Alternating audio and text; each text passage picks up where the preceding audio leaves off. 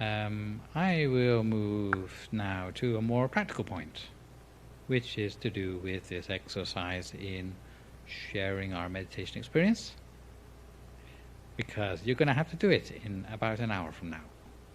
So if you have some idea how to go about it, that's generally an advantage, right? So, evaluating meditation, why bother? Well, everyone would like their meditation to make some advances.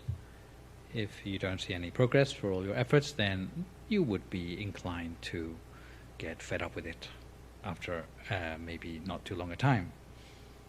So it helps you to stop your meditation becoming a chore, because you're noticing what's changing more accurately. Sometimes the changes that happen in meditation are quite slow to occur and subtle. If you don't focus very clearly on what's happening, then you might miss those subtle changes. So evaluating systematically is a way in which you can pick up some of those small changes, which otherwise you might not see at all. And it's also like QC for your meditation practice. QC means you make adjustments to things, then you notice the results from that, just as you would for a production line or something. Meditation is no different. It's always about adjusting something in your meditation, so this is a way of, learning from your mistakes. So how would you notice changes happening in your meditation? Are there some things that we should look out for? Generally speaking, you can focus on 3 aspects of your meditation that will tell you the most. First is the quality of how you feel about your meditation. Then there's the continuity of stability of the experience that you have while you're meditating. And lastly, the inner experience. Going quickly. You can have different feelings when you are meditating. You are allowed even to have different feelings. And the sort of feelings that you may have when you're meditating include feeling happy,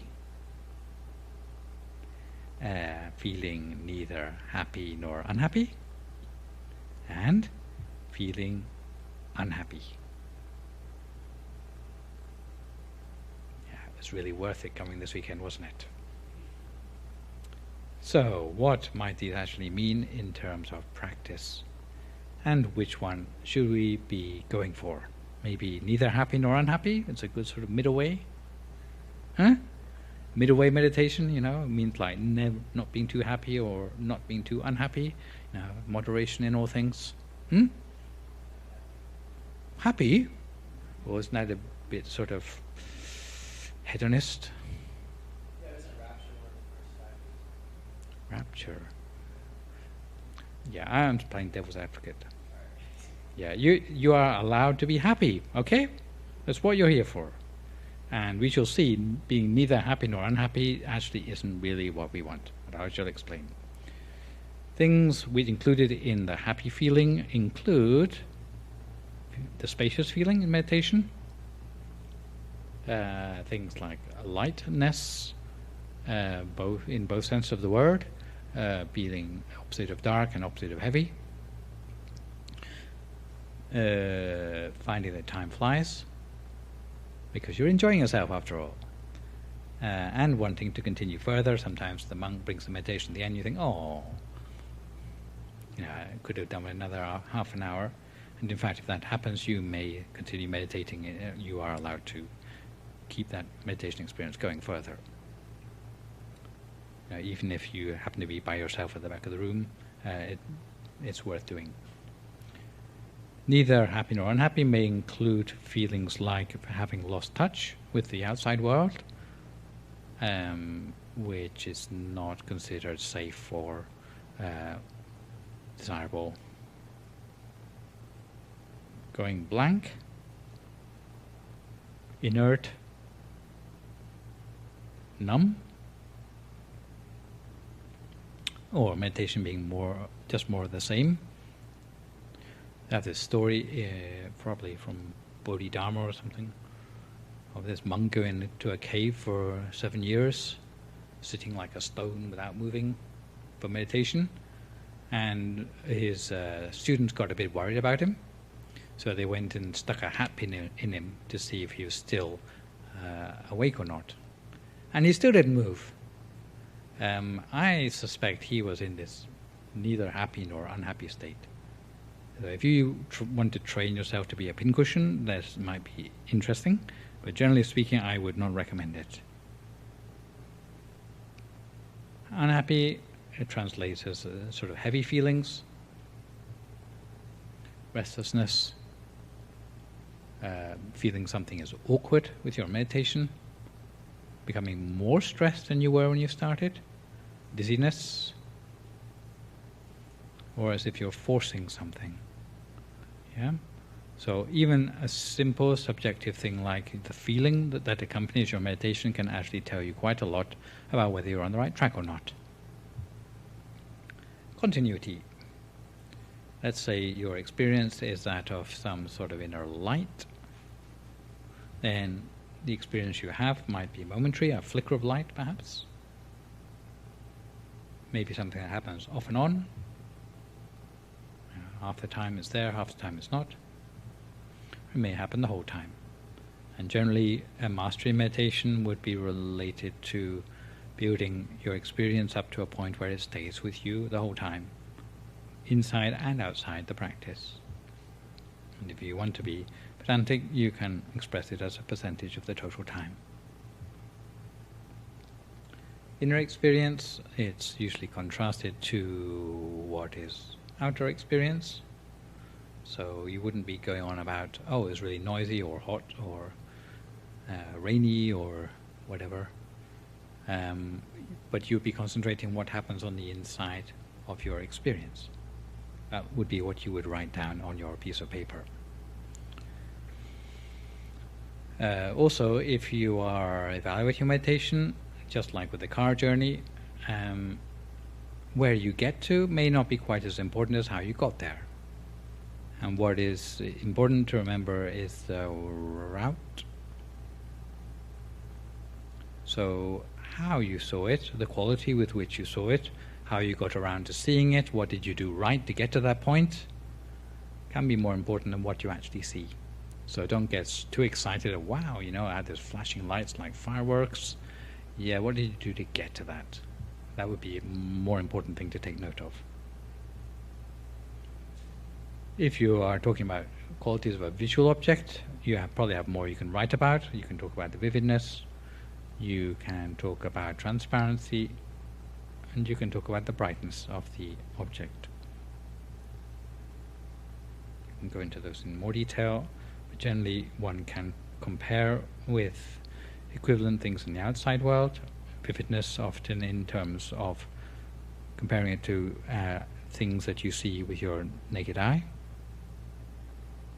Less vivid, as vivid, more vivid. More vivid would probably include the experience of something like you see things so clear in your meditation that there's no way that with your normal eyesight you could see something in that much detail. This is not just like 4K TV sort of clarity. This is like looking something under a microscope. You would see the details of every cell. And that would be something to write home about if you had that in your meditation. Transparency, generally, seeing things where you can see through them, would be superior to objects that are just solid and opaque. So, describing the qualities of transparency is usually a question of comparisons again. Clear as ice, clear as water, clear as crystal, clear as a diamond. Diamond having that sparkly sort of quality to it, which sometimes we are lucky enough to have in our meditation too. Brightness, usually you can compare it to things that you're familiar with in the outside world, the natural world, or maybe just sort of lighting fittings, bright as a star or firefly, bright as the moon, fluorescent light bulb. bright as the morning sun, or maybe a spotlight as bright as the midday sun, or maybe a welding torch. If you want to go into how many watts, then maybe you could have a field day. What to describe, going quickly again, you don't need to describe every trivial detail because the piece of paper is only so large. You should try to focus on the best of your meditation rather than the disastrous parts of your meditation. This is not cheating, but it is actually more useful information for a meditation teacher to have from you than your failures. Because meditation generally is about building on the best of your meditation, making your best better, not just sort of clearing up the worst of your meditation. So we want to hear about the best, and then we can find ways to build upon that. What you did to get there, always good to know. And it's good for you to know as well, because then you can replicate it next time around. And if words fail you, you can always draw a picture. Not necessarily this picture, but like your own picture. This is someone who's probably gifted, one of my students from Ireland in this particular case. Yep. As for the things that we can learn from doing it as a group, we learn to put our own practice in context of all the other people in our group. So it's good to hear from them, maybe consider what are our strengths and weaknesses in comparison to others in that group, to stop us from getting complacent. You think, I'm the best meditator ever, and you hear some of the other people's experiences, well, maybe I'm the second best ever, You can also overcome envy. You can practice what's known as sympathetic joy for those who seem to be doing better than you in their meditation, and that will help to give you higher states of mind.